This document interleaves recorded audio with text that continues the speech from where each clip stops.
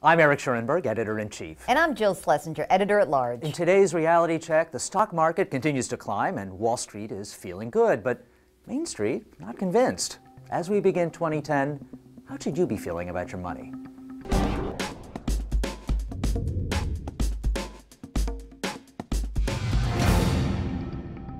So Jill, the stock market is coming off a historic rebound from its lows in 2009. Dow is up 60% or so. That makes some people worried about where the market's going to go. And on top of worries about the economy, what should you really be doing in this when all this uncertainty is around? I think we're going to give everyone permission to be selfish. Look at your own situation and then figure out where you want to go. Here's the good news about going through a pretty traumatic period. You know what your risk tolerance is. Remember they used to ask those questions? They'd say, how would you feel if you lost X% of your money? Well, you know that now.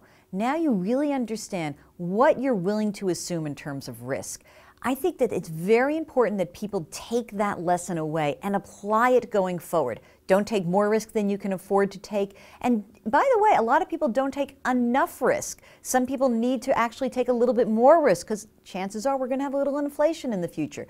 But when it comes down to it, it's about your financial life, not about what someone else tells you to do and what else is going on in the economy. What's right for you? And if you had played it reasonably safe from 2007, if you had a normal 60-40 split in your portfolio between stocks and bonds, you'd have done fine. You'd have done fine through this whole decade, the supposedly lost decade.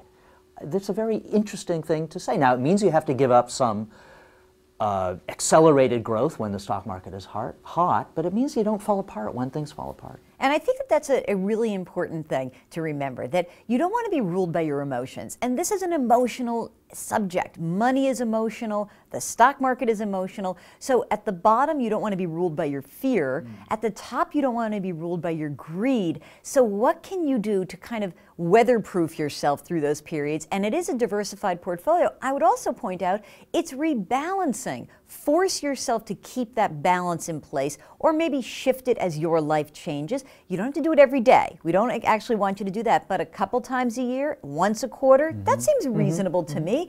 And it's your money and it's your life, so you can take the time. It seems rational to put some time aside to ensure your financial future. No, that's really true. You have to be willing to give up some upside to protect yourself on the downside.